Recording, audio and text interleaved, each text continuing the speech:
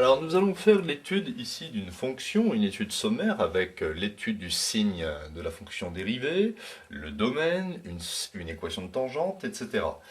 Donc de la fonction f, telle que f de x est égal à logarithme de x plus 1. Alors, le domaine de définition. Cette fonction est définie si le contenu ici du logarithme est strictement supérieur à 0. Donc, il faut que ln x plus 1 soit strictement supérieur à 0. Ce qui m'amène à logarithme de x strictement supérieur à moins 1. Je passe à l'exponentielle. Exponentielle de logarithme de x strictement supérieur à exponentielle de moins 1. Alors, en passant à l'exponentielle, je ne change pas le sens de l'inégalité, car la fonction exponentielle est croissante sur R. Ce qui m'amène ici, en simplifiant, x strictement supérieur à exponentielle de moins 1. Donc, logarithme de x plus 1 sera strictement supérieur à 0, à condition que l'on travaille avec des valeurs de x strictement supérieures à exponentielle de moins 1. Donc ici, je vais écrire que le domaine d de f, ce sont les valeurs de x comprises entre exponentielle de moins 1, pas pris, plus l'infini. Calculons la fonction dérivée. Donc f ici est une fonction qui est dérivable sur cet intervalle. F se présente comme logarithme de u. Donc f', c'est u' sur u, avec bien sûr ici u strictement supérieur à 0. Donc ici mon u de x, c'est simple, c'est logarithme de x plus 1. Donc cette fonction est dérivable sur cet intervalle. Et u' de x, la dérivée de ln x, c'est 1 sur x. La dérivée de plus 1, ça fait 0. Donc ici, je peux écrire que f' de x sera égal à u' sur u, c'est-à-dire 1 sur x divisé par logarithme de x plus 1. Alors je peux laisser le résultat sous cette forme, ou alors écrire que c'est 1 sur x multiplié par l'inverse, c'est-à-dire 1 sur logarithme de x plus 1. Mais moi, je vais conserver ici cette structure. Étudions désormais le signe de la fonction dérivée. Donc x, dans un tableau, varie entre exponentielle de moins 1 et plus l'infini. Je place ici 1 sur x, le premier facteur, puis logarithme de x plus 1, le dénominateur, ensuite f' de x, et ensuite la fonction f de x.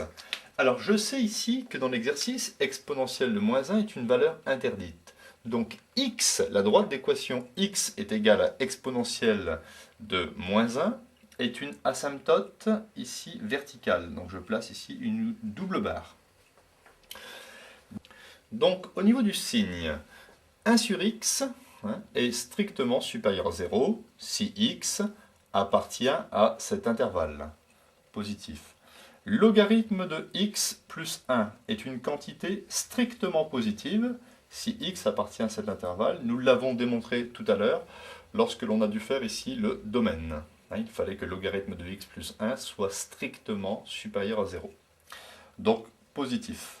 Donc ici, positif divisé par positif me donne une dérivée positive, donc une fonction croissante. Je vais calculer ici les limites. La limite en plus l'infini et la limite lorsque x tend vers exponentielle de moins 1 légèrement à droite. Calculons ici la limite de logarithme de x plus 1 lorsque x tend vers plus l'infini. Alors je vais d'abord regarder ici la limite de logarithme de x plus 1. Ça c'est pas très compliqué. La limite de logarithme de x plus 1 lorsque x tend vers plus l'infini. Logarithme de x tend vers plus l'infini, en plus l'infini. Donc le résultat, ça fait plus l'infini. Donc je peux dire que la limite de logarithme de grand U quand grand U tend vers plus l'infini, hein, c'est égal, logarithme de plus l'infini, ça me donne plus l'infini. Nous avons ici une fonction composée. Ici, logarithme de x plus 1 tend vers plus l'infini. Logarithme de plus l'infini tend vers plus l'infini. Donc je place ici plus l'infini. Calculons la limite de logarithme de x plus 1 lorsque x tend vers exponentielle de moins 1, légèrement à droite. Donc ici, je dois trouver le signe de logarithme de x plus 1. Hein. Donc, pour trouver le signe de logarithme de x plus 1, avec x qui démarre ici à 0, parce que nous avons le logarithme de x, jusqu'à plus l'infini. Et j'ai écrit logarithme de x plus 1 strictement supérieur à 0, je me pose la question. Hein, donc ça correspond à logarithme de x strictement supérieur à moins 1. Donc, en passant aux exponentielles, x strictement supérieur à exponentielle de moins 1. Donc, logarithme de x plus 1 sera une quantité strictement positive si x est plus grand que exponentielle de moins 1. Donc ici, logarithme de x plus 1 positif si x est plus grand que exponentielle de moins 1. Donc a fortiori 0 ici et négatif ici. Donc, qu'est-ce que je veux ? Je veux ici la limite de logarithme de x plus 1 lorsque x tend vers exponentielle de moins 1 légèrement à droite. Donc légèrement à droite, c'est ici. Hein. Donc vous voyez que si je me place ici, logarithme de x plus 1 sera 0 par valeur légèrement positive. Donc je peux affirmer que c'est égal à 0 plus. Donc ensuite, ici j'efface. Le contenu tend vers 0 plus. Donc j'écris limite de logarithme de grand U quand grand U tend vers 0 plus, c'est une fonction composée. Et d'après les règles de cours, ici, ça tend vers moins l'infini, car logarithme de 0 plus tend vers moins l'infini. Je place ici moins l'infini dans le tableau. Je vais calculer l'image de 1. Je remplace x par 1. Et j'obtiens logarithme de 1 plus 1. Logarithme de 1 fait 0. Donc ici, il me reste logarithme de 1 qui fait 0. Donc, je peux dire que lorsque x fait 1, ici, nous avons y, ou f de x, qui fait 0. Je peux donc maintenant en déduire assez facilement le signe de la fonction f de x, suivant les valeurs de x. F de x sera ici positive, donc je vais marquer f de x strictement supérieur à 0, si x appartient à l'intervalle 1 pas pris plus l'infini.